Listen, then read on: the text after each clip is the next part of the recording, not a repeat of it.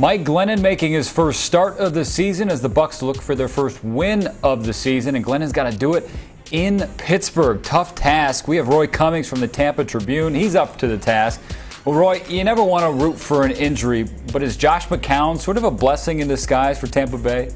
Well, in a way, I think it is, and I think this is maybe just kind of the tip of the iceberg, so to speak, of what the Bucs have to do from here on out.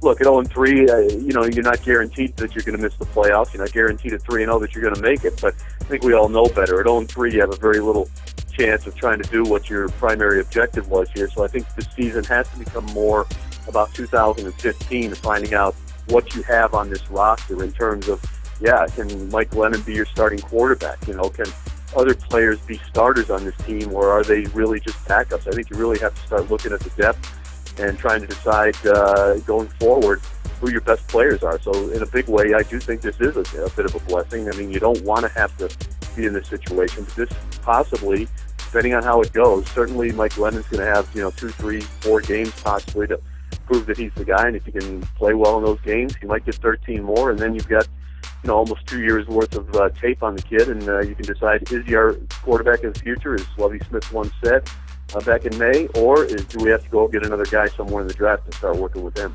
Roy, back to McCown, he's not getting any younger, but the team gave him a 2-year deal in the offseason. He played 3 games, 3 losses.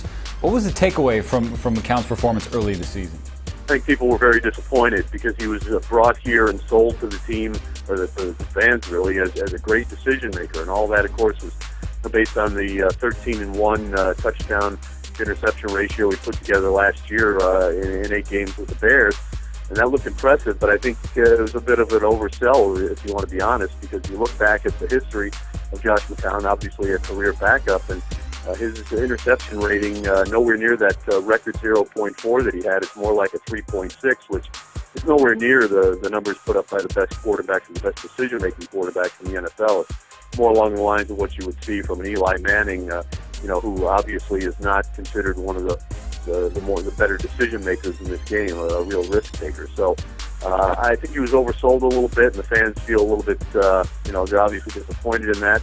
And I think in some cases they're anxious to see somebody else get in there.